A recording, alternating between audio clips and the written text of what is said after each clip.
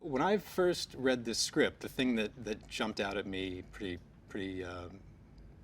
straight away was, in Noah, you've got this really intriguing sort of young character who's still a bit naive, hasn't really experienced anything, and he goes on this really interesting journey, meets Raka, and so we've got these really interesting characters, and then the other side of that is you've got this fantastic villain with Proximus Caesar, played by Kevin. Just an enormous character, which these two completely different personalities clashing. But then that's great. But the thing is, this is all set in this really amazing what-if kind of scenario where now we fast forward hundreds of years after the events of the Caesar trilogy, and you start to kind of we get to imagine, like, what does the planet look like post-humanity? What happens as nature really fully takes over the world, and that is a really fundamentally interesting concept to start exploring just in your head, and then to have to turn that into imagery is a really amazing challenge. When we did Rise of the Planet of the Apes, that film sort of came on the heels of the work that was done in Avatar in terms of the performance capture, the technology and the processes that were worked out to make that film possible. Except that we then took that idea and took it outside. We took it out on location in the sunshine because that had not been done before.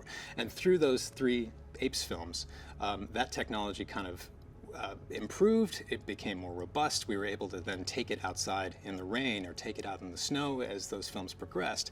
And this has actually kind of a similar trajectory in the sense that we just had Avatar, sequels that came through production that then sort of vaulted that performance capture forward in different ways. And we're also now benefiting from a lot of the same ideas, but taking them out on location again. So we're not in a stage with our capture sessions.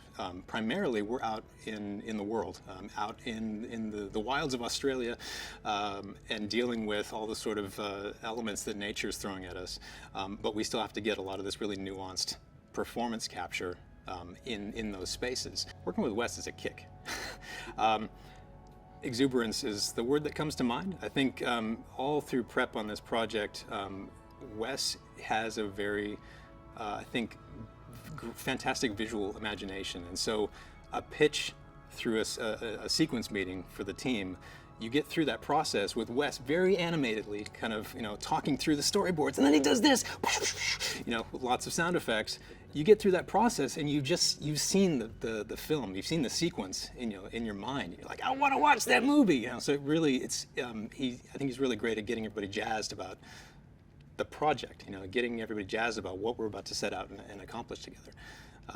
But he was also, I think, working with Jula, our cinematographer. I mean, this is, I think, his 3rd collaboration with Jula now. The 2 of those guys have quite a shorthand, and so they can communicate with each other very well in terms of what they're trying to set out. And so suddenly, out of no place, now we've got a camera that's going to be swooping in and doing all these complex moves.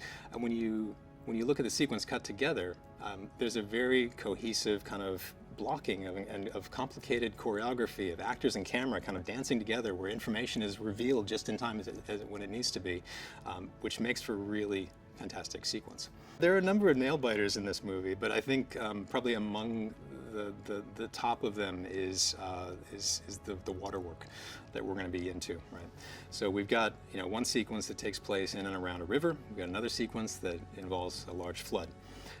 And in both cases, that's asking us to have to now not just simulate complex water simulations, but also introduce apes into the mix. And now we're talking about wet apes, which we've seen a shot or 2 in the previous films, but that's really challenging work. We've got a very demanding scenes because both of these cases are taking place in broad daylight. There's no hiding things at nighttime or anything kind of like that. We've also got a very challenging sequence that takes place around a human hunt in tall grass, which is a throwback to the '68 Charlton Heston film, right? And that scene is going to be quite complex in the sense that we've got a lot of our feral humans running around, splashing through the river, but they're being chased by marauding apes who aren't there on horses with CG zebras. It's just like a really kind of chaotic sequence that, you know, we've got our photography with our stunt players, you know, running around in their feral human costumes, splashing through the river. But now we're gonna have to work all of our apes in amongst all that splashing into the tall grass and working through that.